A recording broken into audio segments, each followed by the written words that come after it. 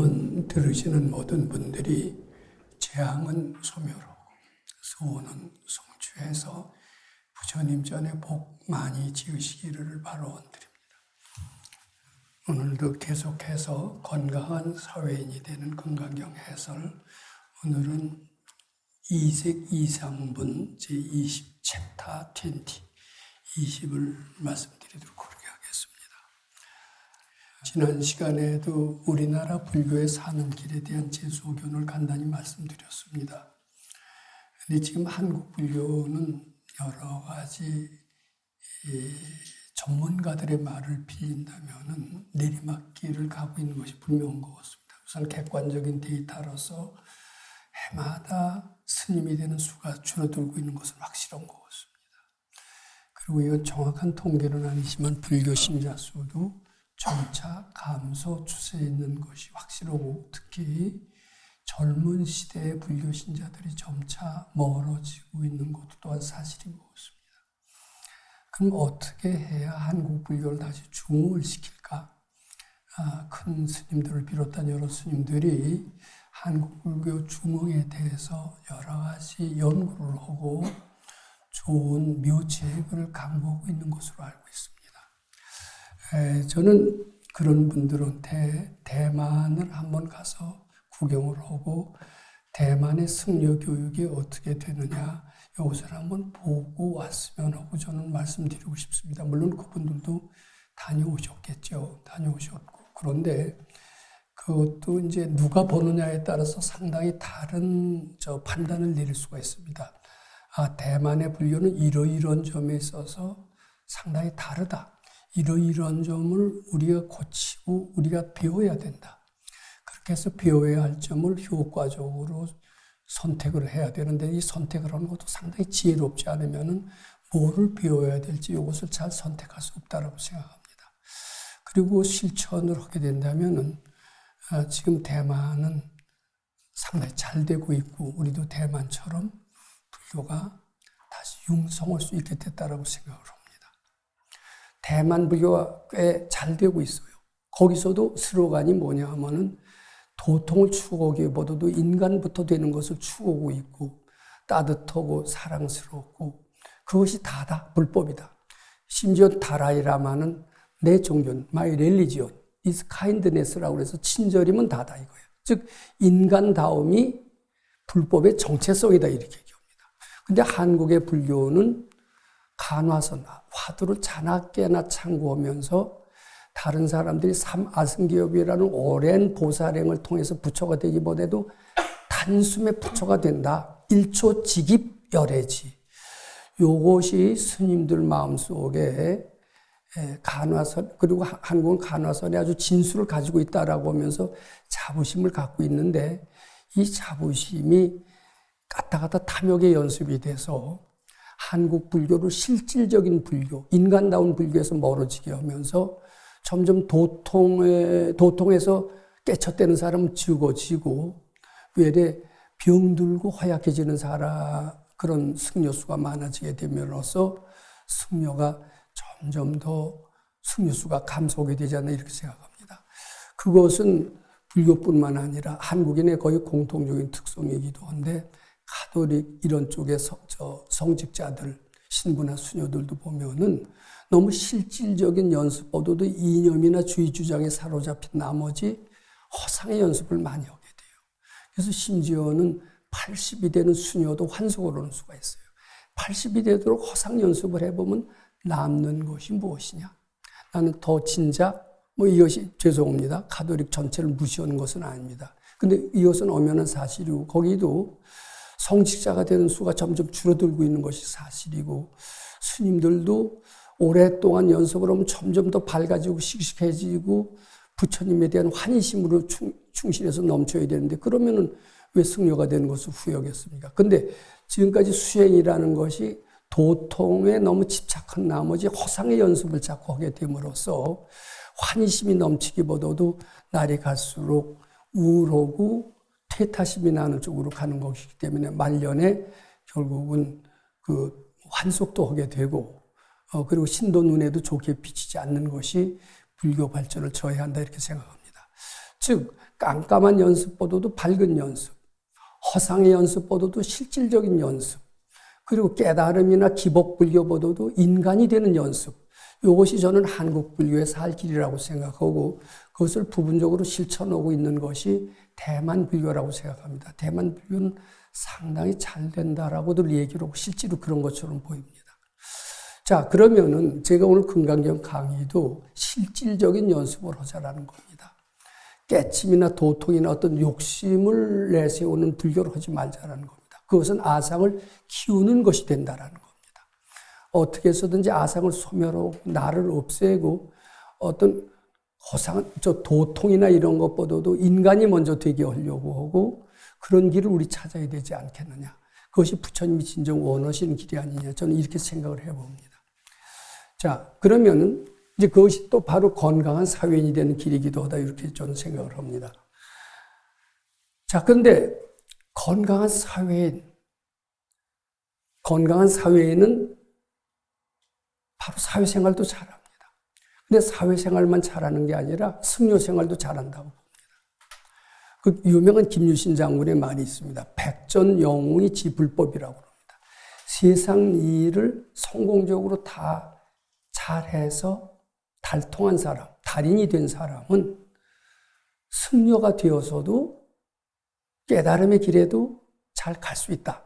이게 이제 백전영웅이 지불법이라는 뜻입니다. 즉, 정말 참다운 인재가 되는 길이 승려가 되어서도 밝아지는 길이다. 이런 뜻이 되는 겁니다. 허상의 연습을 하지 말고 실질의 연습을 해라. 탐욕을 내지 말고 도통을 요구하지 말고 인간 먼저부터 되게 해라. 뭐 기적을 바라지 말고 인격을 먼저 갖춰라. 그 참 좋잖아요. 근데 저도 굉장히 고달플 때가 많았던 것 같습니다. 가난했을 때도 많았고 외로울 때도 많았고 병약했을 때도 많았습니다. 그럼 인간이 되는 것보다도 빠른 길을 택하고 싶었어요. 관세음보살 바지가 있다면 바지가리라도 매달리고 싶었던 그런 심정이었던 것 같습니다. 근데 바지를 입으셨는지 안 입으셨는지 모르겠어요. 매달릴 바지가리도 없는 것 같았었습니다. 알고 봤더니. 그리고 이제 금강경 하고 보니까 이제 좀 사람이 되는 것 같아요. 아, 이렇게 설치지 마라. 왜 설치지 않아도 되느냐? 급해서 죽겠는데 왜 설치지 않아도 되겠느냐? 전 굉장히 급한 것 같았었어요. 아, 나이는 곧 70이 되고 80이 되고 조금 있으면 죽어요. 아, 내가 해놓지 못한 일이 너무나 많아요. 이게 급하게 좀 설치고 싶어요? 안 설치고 싶어요? 급하게 설치고 싶어요. 근데 급하게 설칠 필요가 없다는 거예요. 급하게 설치지 마라. 왜 설치지 않아야 되느냐? 네 속에 이미 다 있느니라. 다 있는데 왜 밖에서 찾으려고 하느냐? 밖에서 찾으려고 하는 마음만 쉬어라. 밖에서 뭘 구하려고 하는 마음만 쉬어라. 네 마음속에 다 있는 것이니라. 이렇게 지금 금강경은 얘기하고 있습니다. 내 속에 다 있다라고 하면 우리 바쁜 마음이 금방 쉴 겁니다. 아, 천천히 내 마음 한번 들여다볼까? 이렇게 바뀔 수가 있습니다. 지금부터라도 한번 그렇게 천천히 내 마음을 들여다볼까? 이렇게 한번 생각하시면 됩니다. 지금요, 특히 대기업에서 난립니다. 뭐 난리냐 하면은 인재를 구하는데 쟁탈전입니다. 왜냐하면 인사가 만사라고요. 지금 세계에는 이제 과학기술이 필요로 하는 게 많습니다. 얼마 전에 우리 누리호를 세계 7번째에서 쌓아 올려서 세계 7번째로 우주 강국이 우리나라는 됐습니다.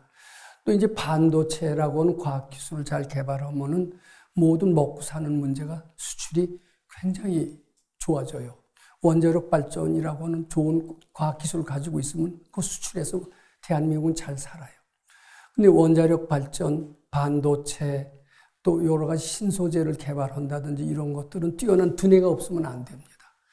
그래서 인사가 만사라고 해서 삼성 같은 데서는 두뇌를 개발하는 사람을 적극적으로 유치해 두고 해외 나가서 한국 학생들, 똑똑한 사람들 다 뒤로 와라 이렇게 합니다. 한국 학생들 중에서 없으면 외국인도 좋다. 고액 연봉 줘도 좋다. 와서 잘만 개발하면 좋다. 이렇게 얘기를 하면서 그 회사의 명운을 거의 걷습니다. 인재를 개발하는데 역점을 둡니다. 이거 지금 기업에서 아주 죽기 살기로 하고 있습니다. 외국인들을 많이 둡니다. 예전에 뭐 유명한 얘기니까 잘 압니다만은 뭐 재벌의 총수는 인재를 잘 발탁하면 그 회사가 살아납니다.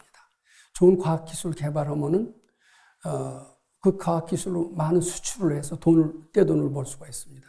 심지어는 좋은 중소기업에서 뛰어난 기술이 있으면은 힘을 다해서라도 그 중소기업을 날리면서 거기 있는 인재들 자기네 대기업을 끌어오는 무자비한 행동도 서슴지 않게 했습니다. 그건 대기업에서 살 수밖에 없었던 그런 저거입니다. 그런 정도로 인재 지금 쟁탈전이 벌어지고 있어요. 근데 인재 개발하는데 아주 꼭 등장하는 게 있습니다. 점쟁이입니다. 유명한 점쟁이. 특히 이제 재벌들, 국회의원들, 정치인들도 자기 인간의 재주는 한계가 있어요. 한계가 있으니까 내가 이번에 국회의원 4선을 했는데 5선이 될까 안 될까. 차라리 초선 때는 들었지만 갈수록 욕심이 높아진다고 4선 온 사람은 5선 오고 싶고 5선 온 사람은 6선 오고 싶어요. 그거 할 때마다 절 안 믿던 사람은 절에 찾아갑니다. 가톨릭에 냉담했던 사람은 천주님한테 가서 빕니다. 그것도 저것도 안 되는 사람은 유명한 점쟁이를 찾아갑니다. 국회의원 치고 점쟁이 끼지 않는 사람 없고 재벌 치고 점쟁이 끼지 않는 사람 없습니다. 유명한 모 그룹의 총수는 신입사원 면접 볼 때 항상 관상 잘 보는 사람을 옆에다 뒀다고 그래요. 아무리 이 사람은 학력이 좋고 경력이 좋고 뭐 미국에서 뭐 했어도 관상가가 노하면은 탈락입니다. 그런데 학력도 뭐 시원찮고 경력도 시원찮아도 관상가가 오케이 하면 다 불러다 썼습니다. 이게 뭐 현실입니다. 그리고 관상가의 말이 더 맞아요. 그러면 겉으로 나타난 그런 판단이 더 옳으냐? 지혜로우니는 마음의 지혜, 마음속의 지혜로우니가 더 옳으냐? 진짜 지혜로우니가 어디에 있는지 없는지 모르지만 그런 도인 같은 이가 있다면, 도사 같은 이가 있다면 뭐 겉으로 나타나는 아무리 학력이 좋고 뭐 이래도 나중에 그 회사를 배반하는 수는 너무나 많거든요. 근데 속으로 지혜 있는 이는 어떤 일을 지혜 있는 이라고 하느냐 하면 열 길 물속은 알아도 한 길 사람 속은 모른다는 얘기가 있잖아요. 한 길 사람 속도 아는 사람이 지혜 있는 사람입니다. 그런 사람은 아주 드물어요. 또 아는 사람이 있어도 그런데 잘 팔려나가지도 않습니다. 그러니까 이제 친한 사람 잘해서 도인을, 유명한 점쟁이를 이제 통오니까 이렇게 해서 불러다가 그런 데다가 면접 보는 데 꼭 앉혀두는 데가 있습니다. 지금 국가관에도요, 거의 공공연한 비밀로 되어 있는데 그런 기적을 나타낸 도사를 미국 같은 데서는 거액을 들여서 스카우트를 제의를 합니다. 다른 나라 구석구석 다 찾아다니면서 인재를 발굴하는 것 못지않게 도사 그룹을 찾아냅니다. 도사 그룹을 찾아내서 그것이 국가의 명운을 할 정도로 뛰어난 능력 있는 도사 그룹은 거액을 들여서 스카우트 해온다고 그럽니다. 아마 사실일 것 같습니다. 그렇게 해서 세계 주도권을 잡아야 돼요. 우리가 지금 여기 편안히 앉아서 있지 우리가 국가 일에 굉장히 중추적인 역할을 지금 한다고 하고 있을 때 국가 발전에 제일 중요한 게 뭡니까? 인재 아니에요, 인재. 지혜로운 사람 발굴하는 게 제일 큰 문제입니다. 그거 찾는데 우리는 아주 혈안이 돼서 지금 할 겁니다. 근데 여기는 뭐 지금 그런 일에 종사하지 않으시죠? 놀아도 좋고 그러니까 뭐 근데 이게 지혜 개발하는데 최고의 가르침이다 그러면 이게 돈을 거액을 들여서라도 여기 올 겁니다. 근데 이게 잘만 들으면요 지혜 개발하는데 괜찮은 가르침이거든요. 이게 뭐냐면요 열애를 가히 구족색신으로 견부하. 이게 무슨 뜻이냐면은 우리 이제 내가 회사의 총수라고 칩시다. 뭐 삼성이면 삼성의 총수인데 이제 인재를 불러와야 돼요. 그래야 삼성이 지금 뭐 미국의 그 애플하고 항상 경쟁하잖아요. 애플을 제키고 삼성의 경쟁자는 너무나 많습니다. 또 다른 라이벌 회사를 제치고 이제 세계 톱이 되는 겁니다. 그러려면 인재를 불러와야 되는데 그 인재를 어떻게 불러오느냐? 아주 인재책이 있더라고요. 나 얘기를 너는 가서 미국에 가서 한국 사람으로서 똑똑한 사람 딱 끌어와. 그런 책임 담당자가 있습니다. 우리 학교에서도요, 총장은 훌륭한 교수를 데려오려고 합니다. 훌륭한 교수는 훌륭한 학생을 끌어오고요. 학교 논문을 많이 쓰면 학교 평가가 올라가요. 훌륭한 교수가. 아인슈타인 교수 같은 이가 하나 딱 지방대학에 오면 그 지방대학은 단기간 내 서울대학하고 맞먹게 됩니다. 그런 정도로 교수가 중요하기 때문에 학교 총장은 하는 일이 뭐냐면 미국 같은 데 싹 가서 꽤 똑똑한 사람들 갖고 우리 대학에 올래? 뭐 이렇게 꼬드기는 역할을, 영업사원 역할을 지금 하고 있습니다. 대통령도 다니면서 영업사원 노릇해야죠. 그런 노릇 안 하면 대통령 자격 없는 거예요. 그러니까 이제 인재를 지금 자꾸 대학에서는 훌륭한 교수 뽑으려고 그러고 회사에서는 훌륭한 사원 뽑으려고 그러고 이럽니다. 저는 여기에도 도인 같은 사람이 많이 왔으면 좋겠어요. 자, 근데 이제 어떻게 하느냐? 그 심사하는 사람이 있어야 됩니다. 학교마다 그 면접 볼 때는 교수 뽑을 때도 그렇고 사원 뽑을 때도 그렇고 심사역이라는 게 있어요. 심사역 중에는 관상가도 등장할 수가 있습니다. 근데 이제 그 심사역은 상당히 지혜로운 안목을 갖춰야 됩니다. 지혜로운 안목을 갖추면 딱 보면 알거든요. 이력서 보고 하는 것은 상당히 지혜로운 사람이 아닙니다. 이력서 보고 뭐 경력증명서 보고 심지어는 그것도 안 되니까 고등학교 요새는요 대학 교수 뽑는데 고등학교 뭐 생활기록부까지 가져오라고 그러더라고요. 그 사람 됨됨이를 볼 수 있대요. 자, 근데 이제 지혜로운 이는요 그런 거 안 봐요. 그런 거 보지 않고 딱 얼굴 보고 압니다. 얼굴 보고 알고 얼굴 안 보고서도 아는 수가 있대네요. 아, 누구 데려와. 관상 딱 보고 이 사람 됐어. 이렇게 이제 할 수가 있습니다. 근데 그 사람이 오늘 몸이 아파서 안 와요. 그러면 그래? 딱 집중만 합니다. 집중만 해도 알아주는 수가 있어요. 그런 사람 지혜가 더 뛰어난 사람이죠. 이제 관상을 보고 아는 사람이 있고 관상 보지 않고서도 아는 사람이 있습니다. 뭐 그런 사람이 나라에 하나만 있어도 나라는 발전할 수 있습니다. 회사에 하나만 있어도 나라가 발전할 수 있죠. 그 회사가 발전할 수 있습니다. 즉 삼성을 살린 사람은 백운학이라고 하는 유명한 관상가가 살렸다라고 얘기를 합니다. 그건 아마 틀리지 않을 것 같습니다. 그런데 요거 잘 보세요. 열애를 가히 구족 색신으로 견부하. 부처님은 겉으로 나타나기에 아주 잘생긴 모습이라고 그래요. 즉 관상가들이 보기에도 굉장히 훌륭한 관상을 가진 사람으로 보일 수가 있습니다. 우리가 그런 얘기 많이 하지 않습니까? 링컨은 요새처럼 이력서 띄워와 학력, 경력 이런 거 띄워와 이러질 않고 관상만 보고 사람을 뽑았다고 그래요. 왜냐하면 관상은 마음의 창이다. 얼굴에 그 학력, 이력이 다 인간 됨됨이가 다 드러나 있다. 그래서 관상만 보고 바로 뽑았다는 얘기가 있습니다. 그런데 이제 요거 한번 제가 해석을 해보겠습니다. 수벌이야 어유나오 불을 가히 구족 색신으로 견부하. 수벌이야 어떻게 생각하는가? 부처님을 훌륭한 관상으로서 볼 수 있느냐? 훌륭한 관상 가진 사람으로서 볼 수 있느냐? 이렇게 이해하시는 게 좋을 것 같습니다. 그랬더니 불야하니다 세존아. 수벌이 존자가 대답하는 겁니다. 그렇지 않습니다. 세존이시여 열애를 불응이 구족 색신으로 훌륭한 관상을 가졌다고 해서 뭐 잘생긴 모습이라고 해석하는 것은 적합한 것 같지 않아요. 잘생긴 모습 보고 좋은 관상을 가진 거하고는 조금 틀립니다. 훌륭한 관상을 가진 것으로서만은 부처님으로 판단할 수가 없습니다. 왜냐하면 부처님이 말씀하신 훌륭한 관상이라고 하는 것은 우리들이 생각하는 것과는 다르다. 즉비구족일세 이름이 그 훌륭한 관상이기 때문입니다. 이렇게 이제 해석이 됩니다. 자, 얼굴 모습만 봐도 그 사람은 금방 됨됨이를 금방 안 돼요. 우리 마음속에는 그런 게 있다고 그래요.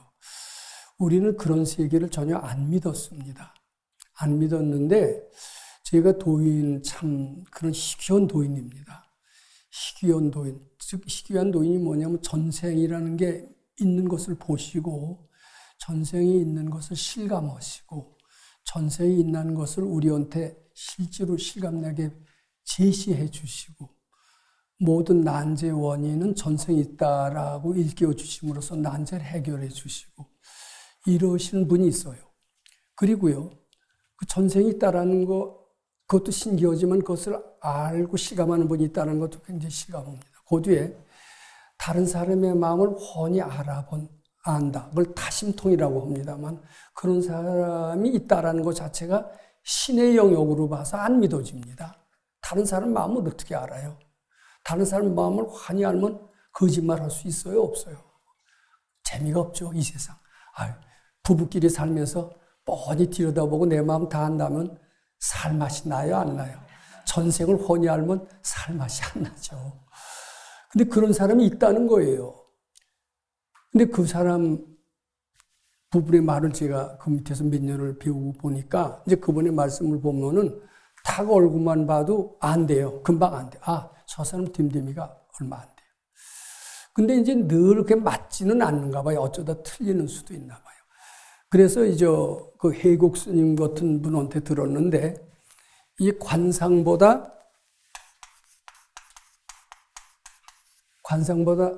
시원찮아도 어쩐지 사람이 괜찮아. 그건 뭐냐면 심상이 뛰어나서 그렇대요. 심상.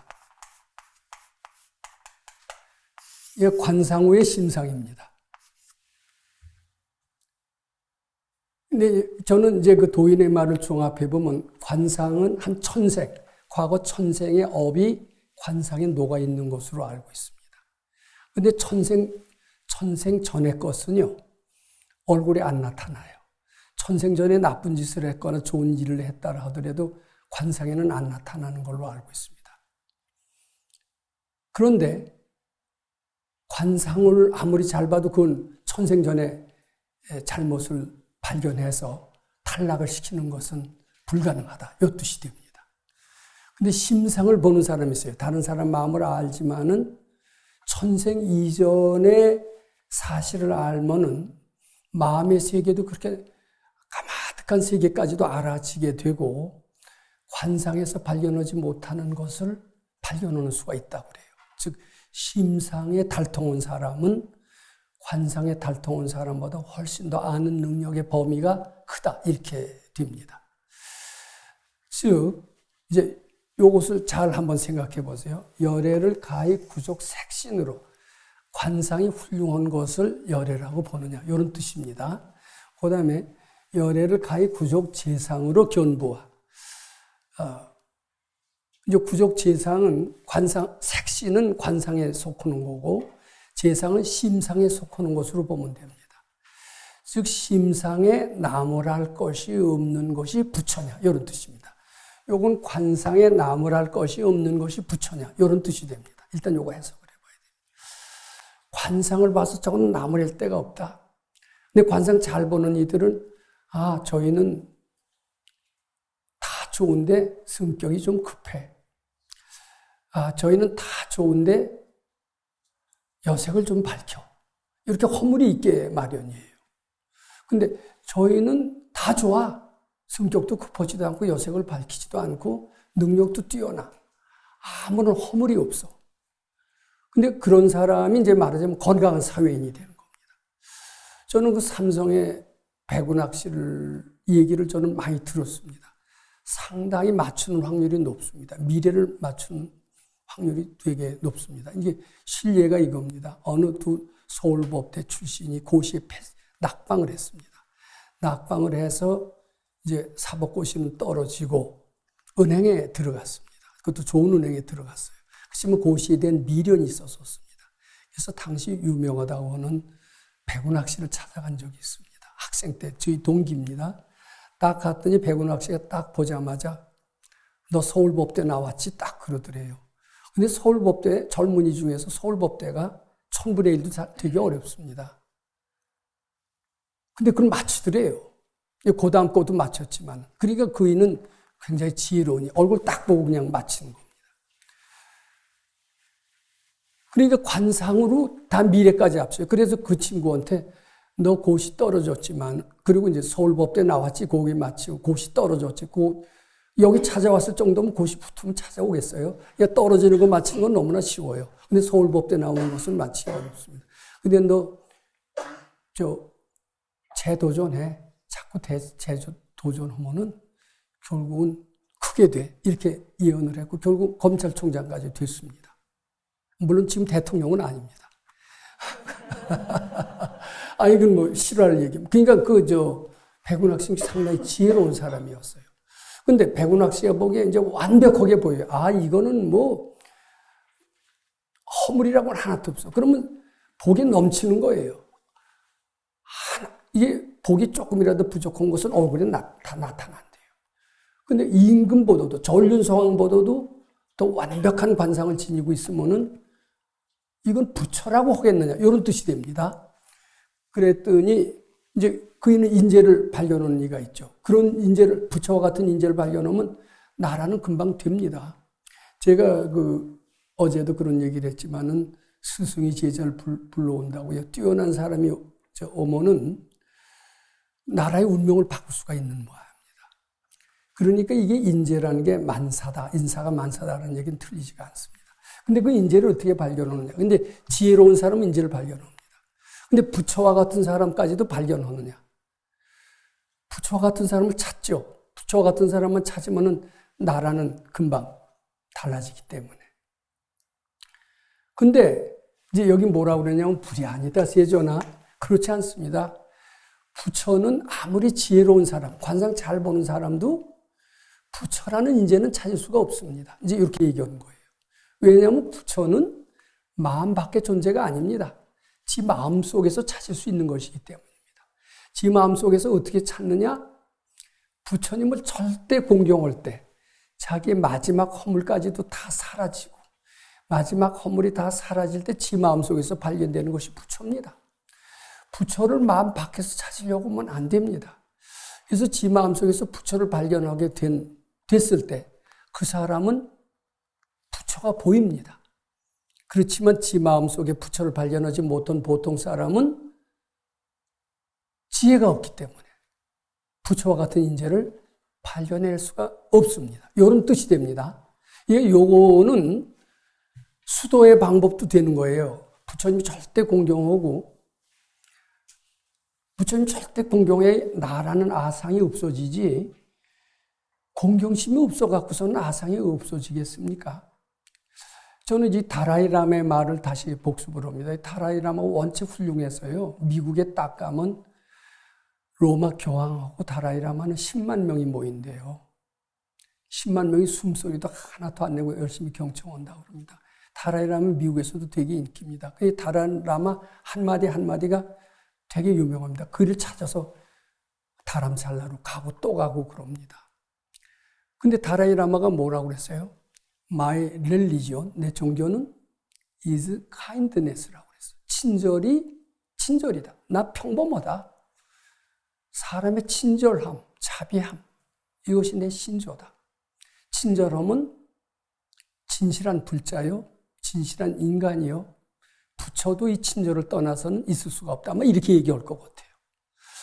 그런데 저는 My religion is kindness. 여기에 동의하지 않습니다. 제가 공부한 우리 백 선생님의 가르침에 의하면은 백 선생님께서는 이렇게 얘기하실 거예요. 진정한 불자는 부처님의 절대 공경심이 없이서는 존재할 수 없다. 이렇게 얘기할 거예요. 부처님의 절대 공경심이야말로 불자가 가져야 될 종교 정체성이다. 종교성이다. 이렇게 얘기하실 것 같습니다. 저는 그것을 믿게 됩니다. 왜냐하면 공경심이 있어야 아상이 없어지기 때문입니다. 아상이 없어져야 진정한 건강한 사회인이 되고 깨달음의 길에 이르게 된다고 보기 때문입니다. 근데 kindness, 친절함은 자비죠. 그것도 넓은 의미에서는 아상을 소멸하는 것이 되겠죠. 근데 그거 갖고는 많이 부족해요. 근데 부처님에 대한 절대 공경심, 그거 하나만으로서 아상을 충분히 소멸시킬 수 있다라고 보고 아상을 소멸시킬 수 있을 때 부처와 같은 인재를 발굴할 수 있게 된다. 이렇게 저는 생각을 하는 겁니다. 어떻게 보면 인재를 발굴하는 길, 이것이 가정이 사는 길이고 국가사회가 사는 길이고 그리고 우주를 재편하는, 세계를 재편하는 길이기도 합니다. 자, 인재를 어떻게 얻어내느냐? 지혜로운 사람을 심사역으로 초빙해야 됩니다. 지혜로운 사람은 너무나도 드문 겁니다. 내가 지혜로운 사람이 될 수밖에 없어요. 어떻게 내가 지혜로운 사람이 되느냐? 부처님 절대 공경하고 남의 허물이 내 허물 남의 허물이 다 착각이고 본래 없음을 알고 부처님께 자꾸 바쳐서 아상, 인상, 중생상이 다 소멸이 됐을 때 내 속에서 부처가 발견이 되고 내 속에서 부처가 발견이 되면 나한테서 지혜가 나와서 네가 인재를 발견할 수 있다. 인재 발견할 사람을 따로 찾지 마라. 이런 뜻이 된다. 저는 이렇게 해석을 합니다. 자, 그 뒤에 것을 한번 보죠. 열애를 가히 구족 재상으로 견부하 이렇게 물었습니다. 아까도 얘기했지만 이 색시는 관상하고 관련이 있다라고 말씀을 드렸습니다. 그 다음에 이 재상은요, 바로 심상이라고 말씀을 드렸습니다. 그리고 이것은 우리 밝은 선생님께 들은 얘기입니다만은 심상을 꿰뚫어 보는 이는 관상을 꿰뚫어 보는 이보다 훨씬 더 지혜로운 사람이다. 이렇게 얘기를 합니다. 그리고 또 이런 얘기를 합니다. 요거는 정설이 아닙니다. 근데 우리 선생님께 쭉 들은 바에 의하면 이 관상은 한 천생부터 지어온 업장이 다 나타나고 천생 이전에 나쁜 짓을 했다고 치면은 이 관상을 통해서는 알 수가 없는 모양입니다. 하도 오래전에 나쁜 짓 한 거가 돼서 나쁜 짓 한 것도 하도 오래 하면 나쁜 짓 하지 않은 것처럼 우리가 착각을 하는 수가 있는 거와 마찬가지 논리입니다. 천생 이전에 좋은 일을 한 것도 내 관상에 영향을 못 미치고 천생 이전에 나쁜 짓 한 것도 내 관상에 영향을 못 미친다. 그럽니다. 근데 이 심상이라는 게 있나 봐요. 마음의 족보죠. 마음의 족보는 천생이 아니라 맨 만생 무식업으로 지어낸 지업과 선업이 다 그 안에 엄격하게 기록이 돼 있대요. 그래서 이 마음의 설계도만 화가 알면은 진짜 인재를 확실히 발견할 수 있는 지혜가 생긴다. 이렇게 이제 이해하시면 됩니다. 이것은 사실이 아닐 수 있습니다. 우리가 이 구조를 이해하기 쉽게 하기 위해서 실감나는 어떤 비유를 들어서 제가 설명한 것이다. 이때 이렇게 얘기하시면 됩니다. 근데 이제 수보리 존자는 관상 보는데도 달통을 했어요. 그러니까 이제 부처님께서 이렇게 물으시는 겁니다. 너 관상 보고서도 다 알지. 지혜로워지면 엠만 딱 링컨도 아는 수준이니까 얼굴 보고서도 다 알지. 네가 봐서 완벽한 관상은 부처라고 할 수 있겠느냐. 그러니까 이제 수보리 존자쯤 되면 뭐 천생 이전까지도 내다보기 때문에 자기 관상의 한계를 잘 알고 있습니다. 그러니까 아닙니다. 제 관상으로 완벽해도 그이도 허물이 있는 것을 저는 발견했습니다. 부처라고 할 수가 없습니다. 그리고 부처님께서 구족, 여기 뭐라고 그랬어요? 하이고 열애설 구족색시는 이것은 부처님께서 말씀하시는 완벽한 관상은 마음 밖에 있는 게 아니라 마음 속에서 찾아야 되는 겁니다. 이제 이렇게 대답을 합니다. 부처님은 어떤 분이에요? 업에 따라가는 분이 아닙니다. 창조주입니다. 우주의 창조주, 조물주입니다. 조물주는 전생의 업에서 다 이미 해탈한 사람이에요. 업과 업 아닌 것을 마음대로 만들어낼 수가 있는 사람입니다. 그렇기 때문에 업에 끄달리지 않는 것이 부처님입니다. 즉 관상의 업과는 무관한 사람입니다. 우리들이 중생이 생각하는 관상과는 틀립니다. 이렇게 대답을 한 겁니다. 그 뒤에 열애를 가히 구족재상으로 견부하. 요것은 그러면은 너는 이미 관상에도 달통했지만은 사람의 속마음까지도 훤히 아는 그 타심통을 이미 한 사람이다. 저는 이 타심통을 여기 계신 분들은 아마 타심통을 체험을 못 하셨겠죠. 태모신 되면 여기 와서 강의 듣겠습니까? 안 들으시죠. 밖에 나가서 무해자재한 삶을 행복하게 사시겠죠. 못 오셨으니까 여기 오셨을 겁니다. 근데 못 오셨을 뿐만 아니라 타심통 온 사람을 구경도 못 했었을 겁니다. 근데 저는 타심통을 못 했지만 구경은 했어요. 근데 타심통 온 사람이 있더라고요. 사람 마음을 속속들이 압니다. 근데 사람 마음을 속속들이 아는 사람은 아는 채를 안 하는 것이 특성이에요. 나는 네 마음이 이렇다. 너 어제 거짓말했지? 이렇게 밝혀내는 사람은 타심통 온 것처럼 폼은 잡았지만 거의 다 타심통 온 사람이 아닙니다. 진짜 타심통 온 사람은 사람의 속마음을 알지만은 절대로 아는 척을 안 합니다. 언제 아는 척을 하냐면 그 일을 깨닫게 해주기 위해서 밝아지게 할 때, 요런 말을 하면 그이가 깨닫고, 요런 말을 하면 밝아지게 하겠다. 요렇게 알 때를 압니다. 그때 가서 그이를 위해서 옵니다. 자기 잘난 척하고 폼 잡기 위해서 아는 척 하는 것은 타심통 온 사람이 아닙니다. 가짜입니다. 다 가짜입니다. 진짜 타심통 온 사람은 굉장히 자비로워요. 그 사람은 업그레이드 시킬 때를 잘 알고 있고 속마음을 잘 알고 있어서 제가 위태위태할 때 도인께서는 제 마음을 싹 아시고서는 아는 표시를 하세요. 그리고서는 그걸 짚어주셨어요. 그래서 저를 위기에서 벗어나시게 하신 적이 있습니다. 저는 그때처럼 그 도인의 위대성과 고마움을 느껴본 적이 없습니다. 만일 그때 그렇게 지적해 주지 않았으면 저는 보따리를 싸고 갔을 수밖에 없기 때문입니다. 저는 그래서 이 세상은 타심통한 사람이 있고요. 정말 보살, 마살이라는 게 있고요. 그런 일을 닮아가는 게 우리 수도다 하는 것도 알 수 있고요. 그런 일을 닮아가면서 우리 다른 사람의 마음을 알 수 있게끔 될 때가 올 수 있다고 봅니다. 그것이 우리 수도라고 생각합니다. 제가 그런 분들 봤기 때문에 그렇습니다.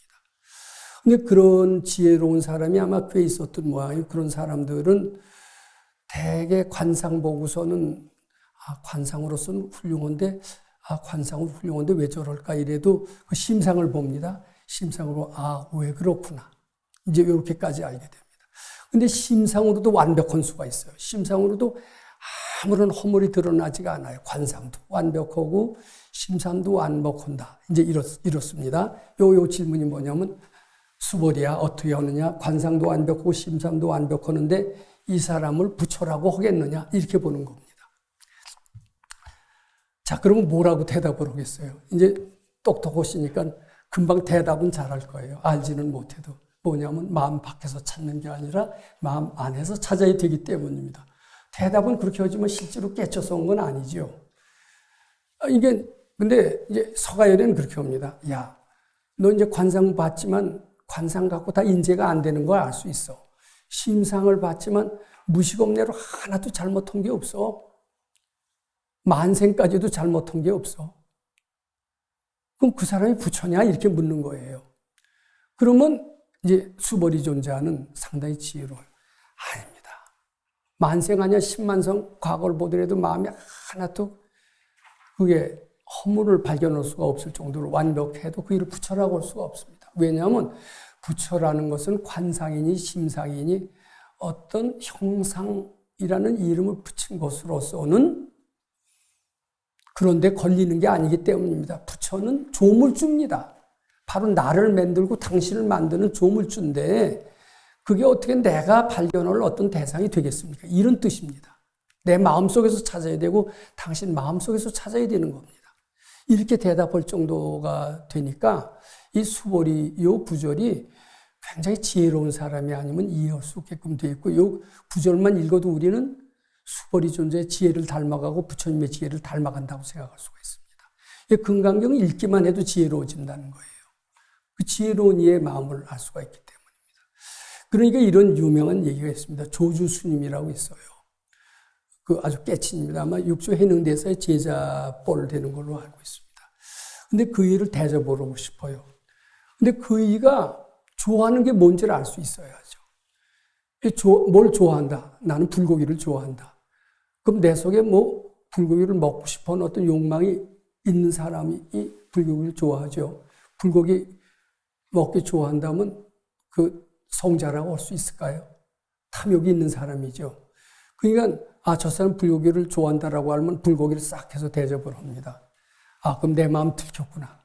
근데 범부들의 마음은 쉽게 들킵니다. 왜냐하면 호불호가 분명하기 때문에 허물이 너무나 많기 때문에 식성이 호불호가 분명하면은 좋아하는 음식이 반드시 있게 마련입니다. 좋아하는 사람이 있게 마련입니다.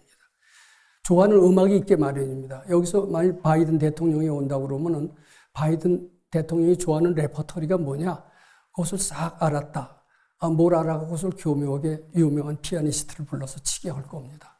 그래갖고 바이든 대통령으로 하여금 한국을 호감 갖게 합니다. 그럼 바이든 대통령이 와서 어떻게 저희들은 내가 초등학교 때 잠깐 좋아했던 그 레퍼토리를 어떻게 알고 불러주네? 이렇게 생각하겠죠. 이제 마찬가지로 조주스님이라고 하는 훌륭한 분이 있었는데 그 산 부처님 같은 이가 불러서 대접을 하고 싶은데 식성이 뭔지를 알 수가 있어야죠.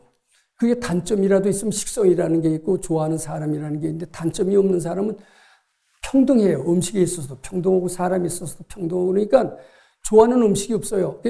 근데 이제 어렸을 때부터 샅샅이 뒤졌던가 봐요. 근데 어렸을 때는 뭘 좋아했다. 이제 커서 닦아지니까 없어졌겠죠. 어렸을 때 좋아하는 음식을 아마 싹 해서 대접을 딱 했더니 조주스님이 딱 가서 보니까 자기는 지금은 안 그렇지만 어렸을 때 좋아하는 음식이 있거든요. 그래서 뭐라고 그러셨냐면 들켰구나. 그랬대. 들켰구나. 근데 들켰다 그러면 아직 허물이 있는 사람입니다. 근데 들키지 않아야 돼요. 근데 이제 천생을 보더라도 잘못한 게 하나도 없으면 들킬 게 없어요. 그럼 이걸 부처라고 하겠느냐? 이런 질문입니다. 근데 그때 불이하니다 세조나 열애를 불응이 부족 재상으로 겨니. 그것은 부처님은 마음 밖에서 찾는 게 아니다. 바로 내 마음에서 찾고 당신 마음에서 찾고 당신 마음과 내 마음은 둘이 아니기 때문입니다. 내 마음에서 부처가 찾을 때 부처를 마음 밖에서 발견할 수가 있고 발견할 수가 있다면은 바로 개인의 번영, 국가사회의 번영, 우주의 번영이 되기 때문입니다. 이제 이런 얘기입니다. 이것은 인재를 발굴하는 방법, 또 수도하는 방법, 건강한 사회인을 발견하는 방법 이렇게 이해하시고 들어주시면 좋겠습니다. 감사합니다.